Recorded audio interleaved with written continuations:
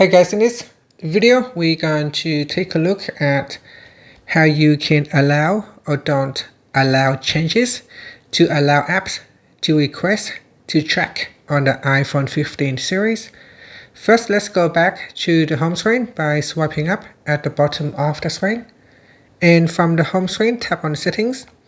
Now in the settings page, we scroll down and then tap on screen time. Next, go down and tap on content and privacy restrictions. Now in here, go down to the privacy section and then tap on allow apps to request to track. At the top here, choose allow changes or don't allow changes.